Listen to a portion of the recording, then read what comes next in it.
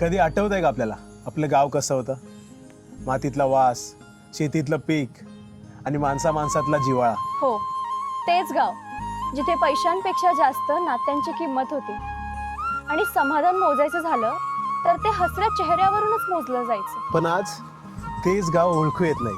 शेती सोडली, जमिनी विकली आणि स्वप्न घेऊन मुंबईकडे धाव घेतली. ज्या पूर्वजांनी आपल्या जमिनीसाठी घाम गाळला, रक्त सांडलं, त्याच जमिनी आज आपण स्वतःच्या हाताने विकतोय. 4 भिंतींसाठी. विरार, नालासोपारा आणि मुंबईतल्या. आज आपल्या गावात परप्रांतीय येत आहेत, व्यवसाय करतायत, पण दोष त्यांचा नाही. दोष आपला आहे. त्यांना संधी मिळाली, त्यांनी त्या संधीचं सोनं सुद्धा केलं. आणि आपण आपल्या जमिनीचं सोनं केलं विकून. आज आपण म्हणतो गावात काहीच नाही, पण खरंच काही नाही का?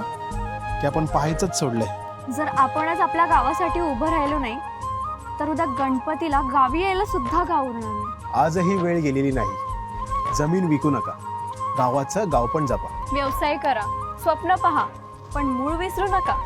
कारण झाड कितीही मोठं झालं तरी त्याला उभं ठेवतं त्याचं मूळच. चला तर मग आपल्या गावासाठी काहीतरी करूया, कारण गाव वाचलं तरच आपली ओळख वाचेल.